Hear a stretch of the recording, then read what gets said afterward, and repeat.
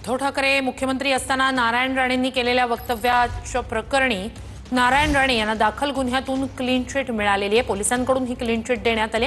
भाजपचे नेते नारायण राणे यांच्यावर अलिबाग इथे दाखल गुन्ह्यात क्लीन चिट देण्यात आली। नारायण राणे यांनी उद्धव ठाकरे मुख्यमंत्री असताना त्यांना उद्देशून केलं होतं आक्षेपार्ह वक्तव्य आणि याच संदर्भात अलिबाग पोलिसांनी नारायण राणे यांच्या विरोधात गुन्ह्यात सी समरी रिपोर्ट दाखल केलाय।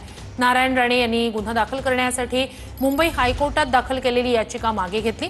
पुण्यात दाखल असलेल्या गुन्ह्यात सुद्धा लवकरच सी समरी रिपोर्ट दाखल होणार अशी माहिती राज्य सरकारकडून हायकोर्टात देण्यात आली आहे। तर दोन्ही गुन्ह्यांमध्ये नारायण राणे यांना मोठा दिलासा आहे। अधिक जाणून घेऊया आपले प्रतिनिधी कृष्णा सोनारवडकर यांच्याकडून। कृष्णा, काय अधिकची माहिती?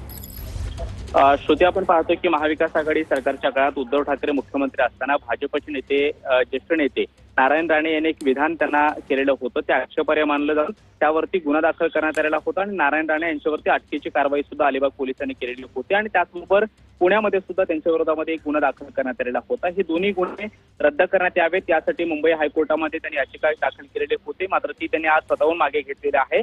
अलिबाग पोलिसांनी यामध्ये जो काही गुन्हा त्यांच्या विरोधात दाखल केलेला होता त्यामध्ये सी समरी रिपोर्ट दाखल करून ती केस बंद केलेली आहे। शिवाय पुणे पोलीस सुद्धा येत्या काळामध्ये यामध्ये सी समरी रिपोर्ट दाखल करून ही केस बंद करणार असल्याची माहिती राज्य सरकारनं हायकोर्टामध्ये दिलेली आहे। त्यामुळे दोन्ही गुन्ह्यामध्ये जवळपास त्यांना दिलासा मिळालेला आहे, क्लीन चिट मिळालेली आहे आणि म्हणून नारायण राणे यांनी दोन्ही गुन्हे दाखल करण्यासाठी जी याचिका दाखल केलेली होती ती स्वतःहून मागे घेतल्याची माहिती त्यांनी मुंबई हायकोर्टामध्ये दिलेली आहे। शिवाय अलिबागच्या प्रकरणामध्ये आणि पुण्याच्या प्रकरणामध्ये सुद्धा त्यांच्या विरोधामध्ये कोणतेही पुरावे न आढळल्यामुळे हे प्रकरण बंद करण्याचा सी समरी रिपोर्ट दाखल करण्यात आल्याची माहिती सुद्धा राज्य सरकारच्या वतीने देण्यात आलेली आहे। त्यामुळे नारायण राणे यांना हा मोठा दिलासा मानला जातो। नक्कीच।